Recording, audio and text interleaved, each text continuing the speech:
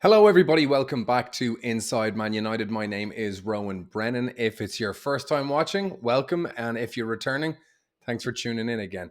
This episode is fully dedicated to the match on Sunday, 4:30 kickoff, Arsenal against Manchester United. A huge, huge game. Returning players for Arsenal, United missing first teamers, the window causing chaos, especially for United. Arsenal seem to have a majority, if not all, their business done. United with unexpected twists and turns expected in midfield, potentially up front. Certainly now left back is the big position that United are looking to fill. Even if we do bring someone in, are they going to be making it in time to start against Arsenal? I doubt it. The window closing in 2 days. Today's episode, we're going to be looking at the tactical breakdown of both teams, what United have been doing wrong up until now, what they maybe need to improve, what we can expect from both teams tactically, how I think they're going to line up. So let's get into it.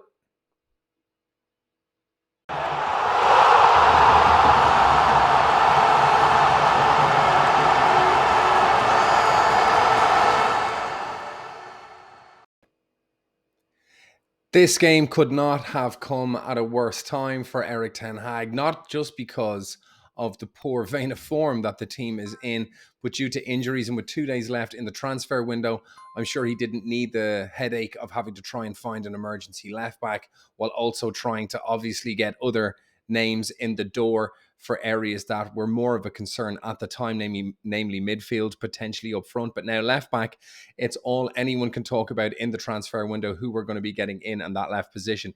But forgetting about transfers for now, no matter who we get, they're not going to be playing against Arsenal. So we have to start making predictions on what that lineup is going to be based on the players that we have.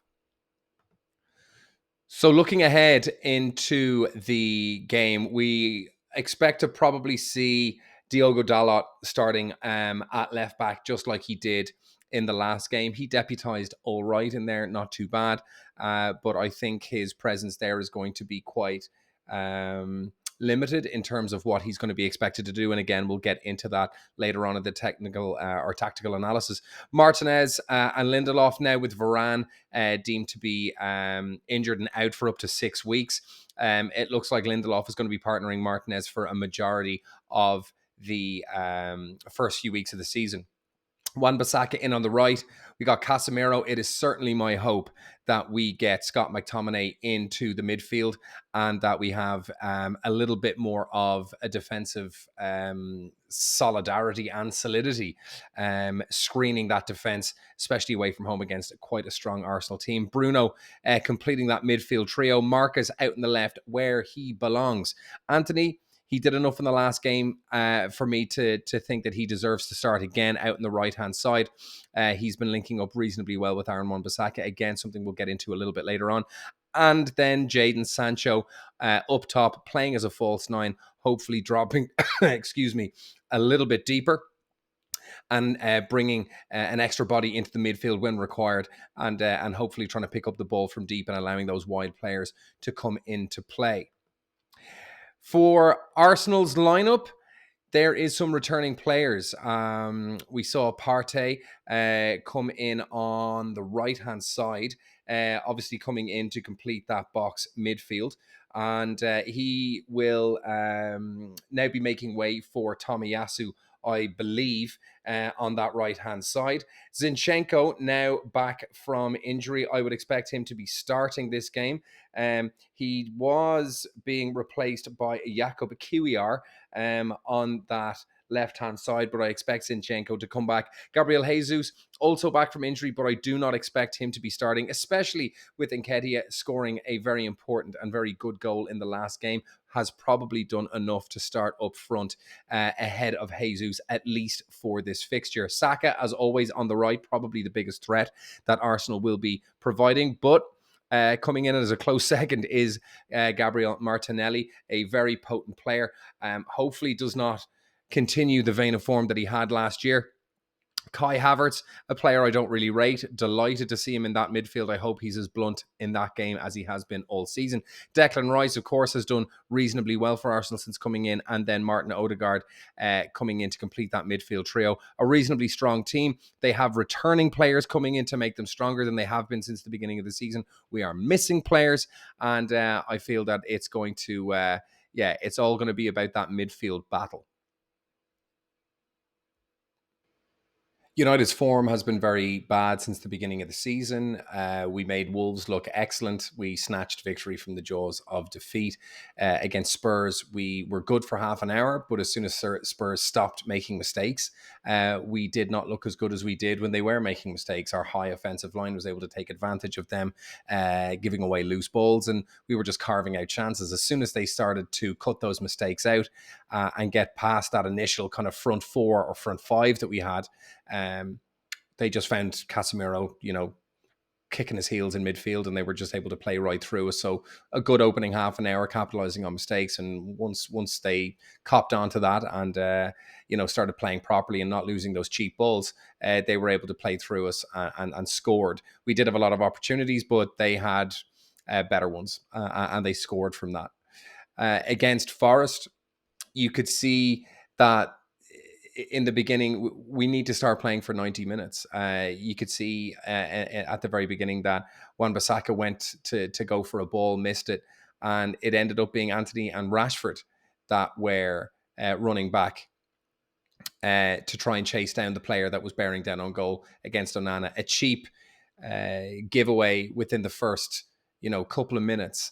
And again, United failing to understand that they need to play well for 90 or with extra time now 100 minutes and stop waiting to get themselves back into the game. Casemiro not showing the awareness we would expect from him with letting players get through him, and also United's players ball watching in their own box with players just being left completely open against Forest with three experienced players just ball watching, not seeing free men available basically in the middle of our penalty box. It was incredible. So these mistakes need to be cut out. Concentration needs to be increased, and we need to start understanding the penalties and the consequences of a lack of concentration and allowing opponents space where they just haven't earned it and we're giving it away too cheaply. If we do that against Arsenal, we're going to be absolutely crushed. So this is how I see both teams lining up, and certainly from the right-hand side of United's attack, we're going to see Antony and Wan Bissake overlapping a lot more. So Wan Bissake making runs up this channel, hugging the byline. This will either help keep Martinelli back, who might be tracking Wan Bissake, to give Zinchenko some assistance there as well, to stop Saliba having to come out and give Zinchenko help. You're going to see Havertz or Martinelli or indeed Rice coming back to help Zinchenko and Saliba, who's going to be on the left-hand side of that centre-half pairing, to deal with the attacking threat coming from these two. Now, of course, what's going to happen is Wan Bissake is either going to come down this left-hand channel to draw Zinchenko out, just in case Antony lays off the ball. But typically what we're going to see is Wan Bissake moving into this position here, or playing it into Antony, running into this position, Antony laying it off to him, and then Wan Bissake throwing in a cross, or most likely playing a 1-2 into Antony into the box, who will then be able to do what he loves to do, which is take a shot into the bottom corner, maybe play a late one into Rashford running in from the left. Of course, maybe play it back to Bruno or indeed to Sancho, who might be making a late run into the box, because I expect him to be playing a little bit deeper than he usually would. So that's what I see coming from United's right-hand side attack. Hopefully it will keep that defense stretched. It will also keep Zinchenko pinned back, because he's also going to be looking to get involved in that midfield duel, helping to create those box midfields. The left side of United's attack is going to be slightly different. So let's have a look at how I think that side is going to perform slightly differently than the relationship that Wan Bissake is going to have with Antony. For United's left side attack, things are going to be slightly different than on the right. Given United's troubles now in the left fullback area, Dalot has now have to come in as a kind of auxiliary emergency player. Dalot, of course, being a right-sided player, him playing on the left-hand side is going to provide far fewer options with our ability to be able to attack. So with Dalot, I see him not really advancing all that much forward, given the fact that as a right-footed player, the threat of him being able to overlap with Rashford and swing a ball in is not really going to be a realistic option.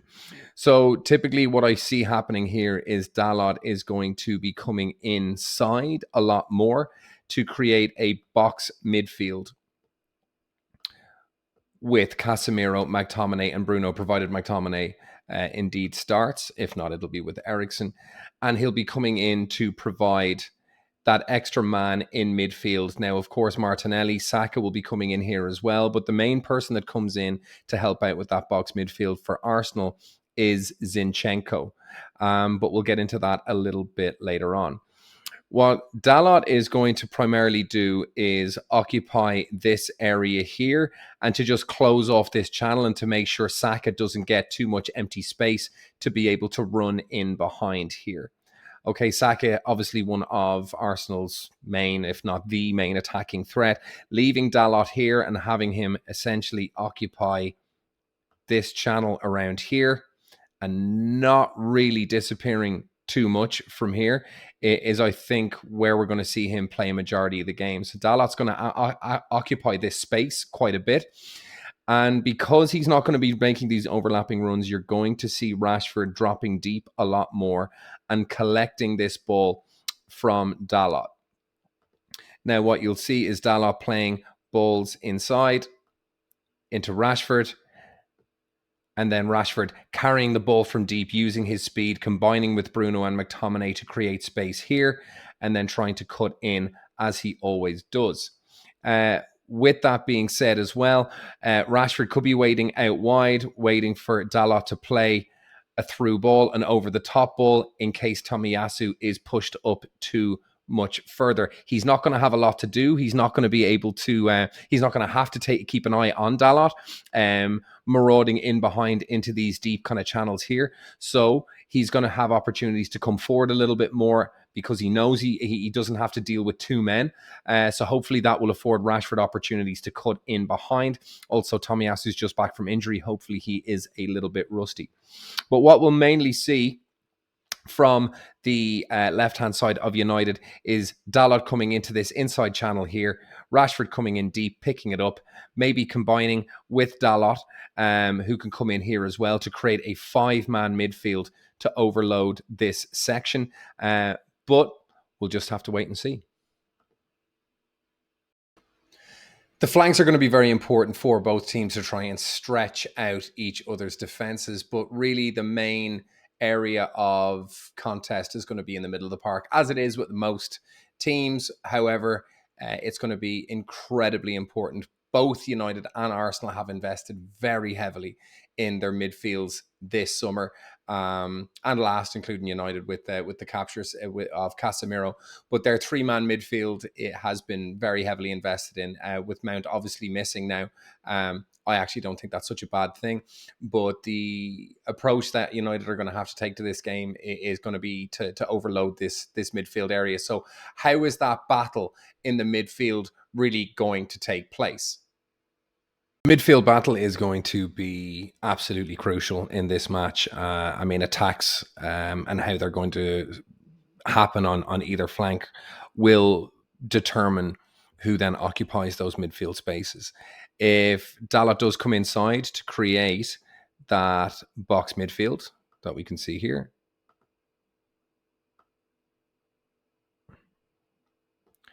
you're going to see Martinez, Lindelof, and Wan Bissaka become a lot more central if that's how we want to do things.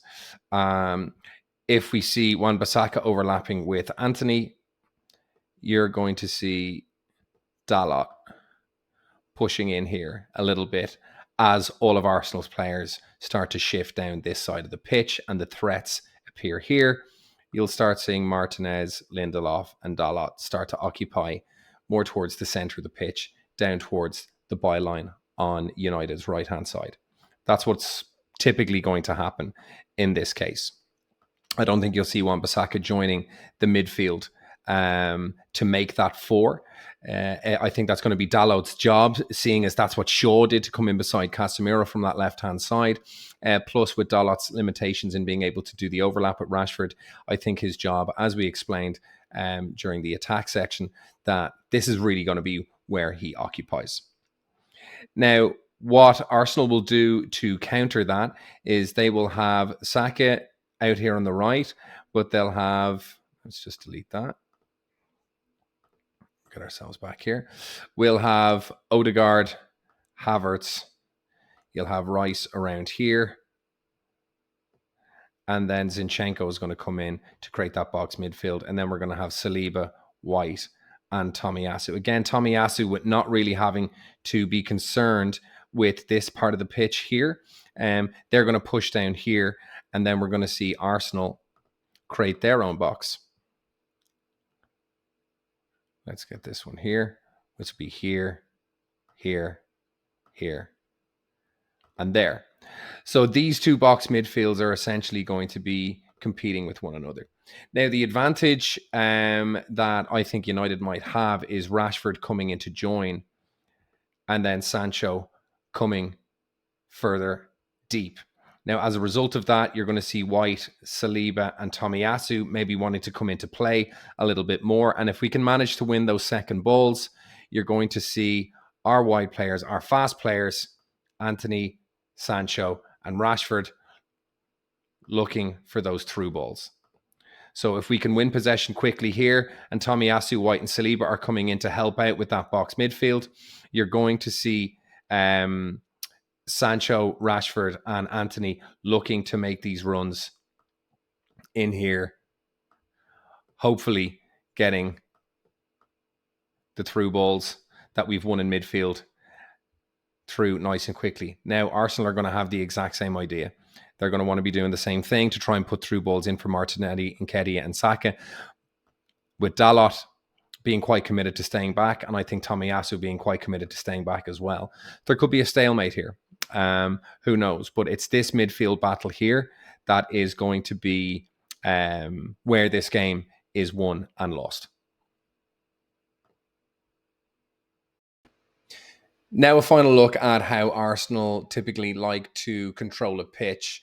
They generally try to create 2 banks of 5 in defense and 5 in attack. This is something that Erik Ten Hag has tried to copy. That's why Mason Mount was so advanced and away from Casemiro in this first couple of games. And it did not work. It backfired appallingly. Our defense just was not capable of being able to deal with that. And our attackers were far too advanced. And our midfield basically became an empty space for teams to run through. But this is not something that Arteta fails at. It is something he is quite good at. He's done it multiple times last year. So the following is just a bit of a diagram as to how Arteta likes to divide up the pitch and how he might like to approach this game and what it's going to mean for United. Now, a very interesting thing that you'll often see Arsenal do is they like to split the pitch into 5 distinct sections vertically. And at times this means that these players will stick to their positions, and this is kind of the lane that they will operate. So I've split the team into their kind of composite kind of 5 sections, 5-man sections. And you'll notice that this is what Ten Hag also tried to do against Wolves and against Forest, which is why Casemiro looked so isolated. You'd often see that McTominay being Mount in this instance coming up too high, and you'd have 2 banks of 5. Now, this left Casemiro very exposed because our wing backs weren't coming in and covering. This is something that Arsenal are actually quite strong at. They'd regularly turn what these 2 banks of 5 are into a 2-3-5. So what you typically see is Saliba come in quite narrow here, okay, onto these two sections here. Rice will push up around here, Tomiyasu here, and Zinchenko here. So this bank of three would be just basically helping to recycle the ball and try and stop counterattacks if that happened. And this front five will then be looking to break down United's defence, hopefully, leaving Casemiro exposed, and Saka and Martinelli, both, I think, having some of the highest take-ons of any player in the Premier League last year. And obviously they got absolutely boatloads of goals. These guys are going to be taking on and stretching our defense and trying to keep us as wide as possible. So it'll basically give Arsenal a 3-on-3, which is what they'll want. They'll want three attackers against three centre-backs on their heels while they are moving forward, with Dalot being stretched, Wan Bissake being stretched, and maybe someone getting pulled out of position, and then the 1-2s can be start playing around Martinez, Casemiro, Lindelof, whoever's left in that last bank. So that is what Arsenal will want to do. It is what United have been trying to do, but unsuccessfully in the last couple of games. And this is something that Arsenal are a little bit more experienced in. So these two banks of five, splitting the pitch into these kind of separate, distinct sections is something Arsenal is quite familiar with. They are going to be on their home turf. And I think this is what they're going to try and do. And United basically have to try and counter that. United are basically going to try and stack out the midfield. And I think they're going to try and create a 6-man midfield to try and just dominate this section, with Rashford coming in to help when he can. I think Sancho is going to play deep. McTominay is going to be there. Bruno is going to be here, behind Sancho. And then Dalot coming in to this section here, and McTominay as well. So they're going to try and even have a 5-man midfield here to try and overrun and keep Arsenal a little bit further back when the opportunities arise. But again, these areas here, and things like that, it's going to be just about trying to find those spaces. But this midfield battle is where it's at. But this way of dividing the pitch up into 5 kind of distinct sections is what Arteta likes to do, with a 2-3-5, and then these guys coming in to help when there's a counter attack to try and tighten up the middle of the pitch, and then obviously coming back out wide when they have to, if those balls are going to be coming out the wide sections. We know they probably won't on Rashford's side, because Dalot is very limited, if completely blunt, on that. So you're going to see Tomiyasu coming in a lot. So it could be a 5-on-5 midfield again. It's going to be very, very interesting. It's going to be a very strong tactical battle at Arsenal on the weekend, and I can't wait to see how it's done. It could be a blessing in disguise that Mount is injured and McTominay gets to come in, that Dalot is not going to, or Shaw is not going to be overlapping as much and pushing forward. It is going to force us to have more men back than I think we may have traditionally with a fully fit squad, but I think it could be a blessing in disguise. It's going to make us far harder to beat, and I think Ten Hag is going to be going here with the full intention of coming away with a point. I don't think we're going there looking for 3 points. I think this is going to be try and leave with a point and don't get an absolute spanking like we did against Liverpool and City last year. Given the tenuous start to the season, I don't think Ten Hag will want to be leaving here with 0 points, and even worse, an absolute hiding. There it is, guys. That is my tactical breakdown of what I think is going to happen between Arsenal and Manchester United on the weekend. What do you guys think? Am I talking absolute nonsense? Do you think there's some merit to what I'm saying? Do you think the lineups are correct? Do you think other people will be coming in? Will Partey actually stay at right back, so he's got a naturally gifted central defensive midfielder to come into those central positions, because Tomiyasu isn't going to have an overlapping Dalot to take care of?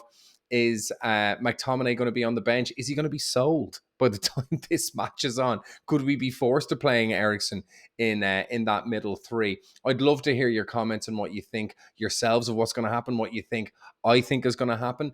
And again, please hit that like button if you like this video. Hit subscribe if you'd like to see more of what I've got to say about Manchester United throughout the season. And of course, hit that notification button to get those notifications if and when my videos are coming out. I'm trying to get one out at least every day, and perhaps more. Thank you very much for tuning in. I hope you enjoyed the video. I hope you enjoy the game even more. and I'll see you on the next one.